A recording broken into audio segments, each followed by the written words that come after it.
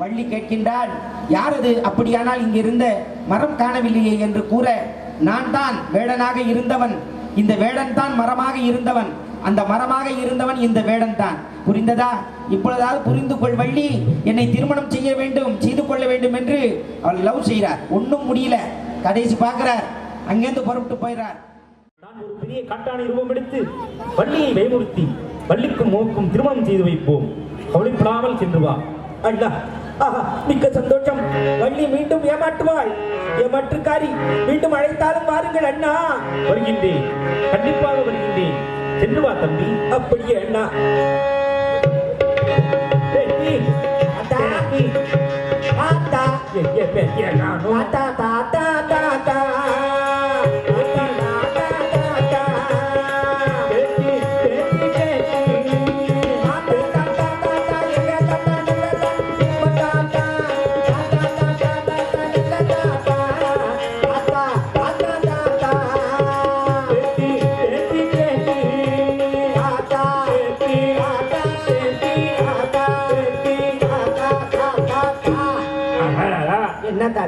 என்ன பாடிட்டே வர்றீங்க?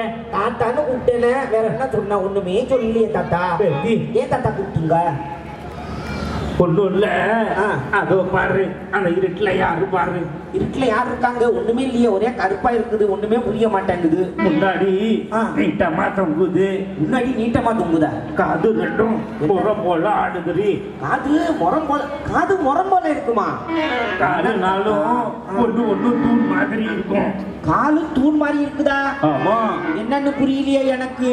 அண்ணே, யானையா? அண்ணே, தாத்தா, அண்ணே, அண்ணே, அண்ணே, தாத்தா, அதோ பாரு, அண்ணே.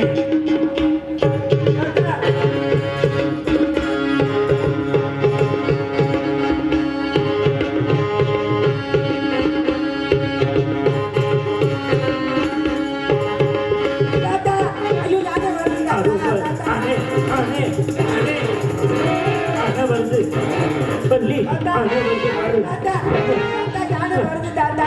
தாத்தா, ரொம்ப